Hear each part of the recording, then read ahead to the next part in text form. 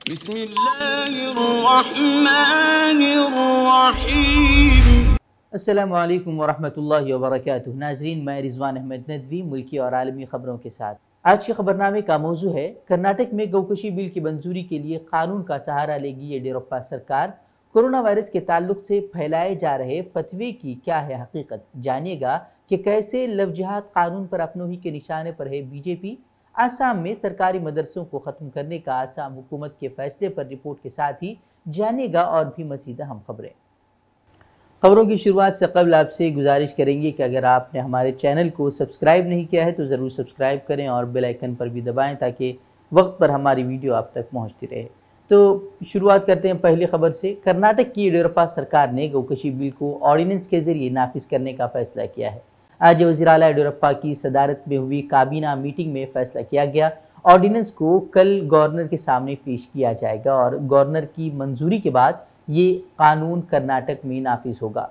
कानून की बात की जाए तो इस कानून से गाय के ज़बीहे पर मुकम्मल पाबंदी आयद होगी। तहम 13 साल से बड़ी भैंसों के ज़बीहे की गुंजाइश रखी गई है। वहीं अगर बात की जाए कि कानून की खिलाफ वर्जी पर क्या सज़ाएं दी जाएंगी, तो ये भी सुन लीजिएगा कि कानून की खिलाफ वर्जी करने वालों को 3 साल से 7 साल तक की सज़ा होगी और अगर जब दूसरी मरतबा अगर खिलाफ वर्जी करता पाया जाए तो 1 लाख से लेकर 10 लाख तक का जुर्माना आयद किया जाएगा। बता दें कि इस बिल पर कानून साज असम्बली में काफ़ी हंगामा मचा। गुज़िश्ता दिनों काफ़ी हंगामा देखने को मिला और ये बिल मंजूर नहीं हो पाया था, जिसके बाद अब हुकूमत इसको ऑर्डिनेंस के जरिए नाफिज करने जा रही है।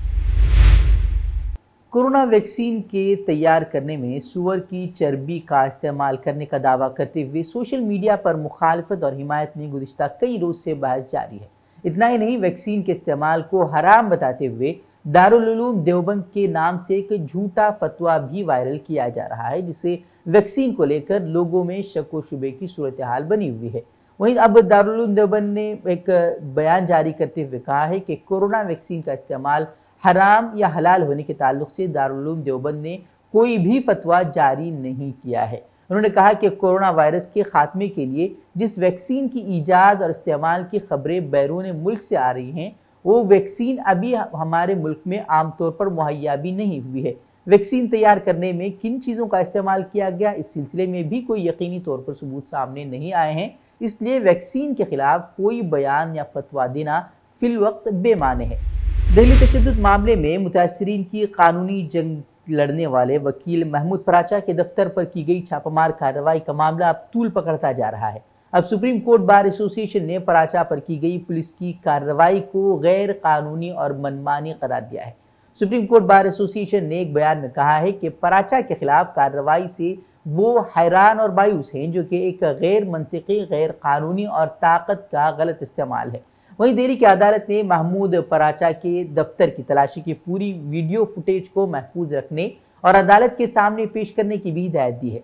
साथ ही ये भी कहा है कि मुताल्लिका अदालत पराचा को किसी मुनासिब मरहले पर वीडियो फुटेज की फराहमी पर फैसला कर सकती है। इसके साथ ही अदालत ने मामला 5 जनवरी 2021 को अगली समाअत के लिए दर्ज किया है। बता दें कि महमूद पराचा, जो कि दहली फसाद मुतासरीन को कानूनी मदद फराहम कर रहे हैं, उनका इल्ज़ाम है कि दिल्ली पुलिस उन्हें लगातार परेशान कर रही है और उन पर झूठा मुकदमा दर्ज करने की भी धमकी दी जा रही है। उनका यहाँ तक कहना है कि अमित शाह के नाम से उन्हें डराया धमकाया जा रहा है। This message has to go to the most honorable person in this country, that is Mr. Amit Shah. We will die, but we will not let our constitution get compromised. He has to understand this. He has to understand his limits, that he has to function under constitution. Otherwise, he will be taken to task. They were also saying, I don't know what the reason was, but I was also shocked that even if he sent them there, why were they threatening me with these names? Again and again and again. You know what happened to Judge Loya. Could anybody do anything about that? So who are you? What are you in front of Judge Loya? All these things were happening. वाज़ेह है कि Delhi police पर दिल्ली तशद्दुद मामले में इल्ज़ामात लगते रहे हैं कि उन्होंने नहीं फसादात को रोकने की कोशिश की, बल्कि कई मरतबा वो खुद फसादियों के साथ शरीक रहे और मुसलमानों को निशाना बनाने में उसका किरदार भी अहम रहा है और बेकसूरों को जेल में डालकर उन्हें अजियतें दी जाने की भी खबरें सामने आती रहती हैं। ऐसे में दहली फसाद मुतासरीन को इंसाफ दिलाने के लिए कानूनी जंग लड़ रहे वकील को हरासा करना दिल्ली पुलिस और हुकूमत की खराब नीयत को जाहिर करता है। यूपी हुकूमत में नज़्मो नस्क को लेकर सवालात उठते रहे हैं और योगी हुकूमत की मुस्लिम दुश्मनी कोई ढकी छुपी बात नहीं है, लेकिन अब नित नए कानून लाकर मुसलमानों को हरासा करने की अब योगी हुकूमत को खुली छूट सी मिल गई है। लव जिहाद के नाम पर कई अफराद को गिरफ्तार किया गया है। वहीं अब यूपी के सीतापुर शहर से लव जिहाद कानून के तहत गिरफ्तार 10 मुलजिमीन के मुकदमात लड़ने का जमीयत उलमा हिंद ने बेड़ा उठा लिया है। जमीयत ने अब गिरफ्तार मुस्लिम मुलजिमीन की अबूरी जमानत और मुबैना मफरूर मुलजिमीन के तहफ़्फ़ुज़ यानी कि जमानत क़ब्ल गिरफ्तारी के लिए लखनऊ हाई कोर्ट से रुजू होने का फैसला किया है। जमीयत उलमा महाराष्ट्र कानूनी इमदाद कमेटी के सरबराह गुलजार आज़मी ने बताया कि हुकूमत खुद उनके घर वालों ने, जो कि मुलजिमीन के घर वालों ने उनसे इस मामले में मुदाखलत की गुजारिश की। गुलजार आज़मी ने कहा कि मुलजिमीन के लवाहिकीन के मुताबिक वाक़या होने के बाद से ही इलाके में खौफ व हरास का माहौल है और अब तक मुलजिमीन की मदद करने के लिए कोई भी आगे नहीं आया है। नीज़ मुलजिमीन की माशी हालत ऐसी नहीं है कि वो अदालत जा सके, लिहाजा इंसानियत का तकाजा है कि इस मुश्किल वक्त में मुलजिमीन की हर तरीके से मदद की जाए, क्योंकि उन्हें सिर्फ मुसलमान होने की सज़ा दी जा रही है। बता दें कि 19 साला लड़की एक मुस्लिम नौजवान के साथ फरार हो गई थी, जिसके बाद अहले खाना ने पहले अगवा का मामला दर्ज किया और इसके बाद यूपी पुलिस ने लव जिहाद के तहत मुकदमा दर्ज कराया, जिसके बाद पुलिस ने अब तक 10 अफराद को गिरफ्तार कर लिया है। असम हुकूमत ने अब सरकारी मदरसों को आम तालीमी इदारों में तब्दील करने का फैसला किया है। असम के वजीर हेमंत बिस्वा शर्मा ने एक बिल पेश किया है जिसके तहत तमाम मदरसों को आम तालीमी इदारों में तब्दील किया जाएगा और आइंदा हुकूमत के जरिए कोई मदरसा कायम नहीं किया जाएगा। हेमंत बिस्वा शर्मा का कहना है कि बिल मंजूर होने के बाद आसाम में हुकूमत के जरिए मदारिस चलाने का रिवाज खत्म हो जाएगा, जिसकी शुरुआत मुस्लिम लीग की हुकूमत ने आज़ादी से पहले आसाम में की थी। इस माह के शुरू में रियासती हुकूमत ने तमाम सरकारी मदारिस और संस्कृत स्कूलों को बंद करने की तजवीज़ की मंजूरी दी थी। इस मंजूरी के बाद आसाम के पार्लिमानी उमूर के वजीर चंद्र मोहन पटवारी ने कहा था कि रियासत में एक सेकुलर तालीमी निज़ाम शुरू किया जाएगा। ख्याल रहे कि आसाम में 2 तरह के मदारिस चलते हैं, एक जिसे रियासती हुकूमत चलाती है या सरकारी ग्रांट से वो चलते हैं, जबकि दूसरे किस्म के मदारिस को निजी तंजीमें या इदारे चलाते हैं और उसका खर्च वो इदारे ही बर्दाश्त करते हैं। इस ताल्लुक से सियासी तज्जिया निगारों का कहना है कि आइंदा 6 माह में आसाम में असम्बली इंतखाबात होने हैं। ऐसे में हुकूमत गालिबन उसे इंतखाबी मुद्दा बनाने की कोशिश कर रही है। लव जिहाद पर एक तरफ बीजेपी हुक्मरान रियासतें कानून नाफिज कर मुसलमानों को परेशान करने का नया हरबा ला रही हैं, तो वहीं बीजेपी इत्तेहादी जमातें भी इसके खिलाफ अपनी आवाज़ बुलंद करने लगी हैं। अब जेडीयू ने बीजेपी के लव जिहाद प्रोपेगेंडे पर हुकूमत को झटका देते हुए इस मामले में साथ देने से इनकार कर दिया है। जेडीयू के रहनुमा केसी त्यागी ने बैनुल मज़ाहिब शादियों को निशाना बनाने वाली कानून साजी की ज़रूरत की मुखालफत करते हुए कहा कि इस तरह के कवानीन ही माशरती मुनाफरत को जन्म देंगे और माशरे को पोलराइज कर देंगे। लव जिहाद को लेकर के जो घृणात्मक, निंदात्मक और विभाजनकारी जो एटमॉस्फेयर तैयार किया जा रहा है, जनता दल उसको अच्छा नहीं मानता और ऐसे कानूनों को बना करके समाज में विभाजन करना, कुछ लोगों को उत्पीड़ित करना, इसको एक स्वस्थ लोकतांत्रिक कानून की व्यवस्था का हिस्सा भी हम नहीं मानते।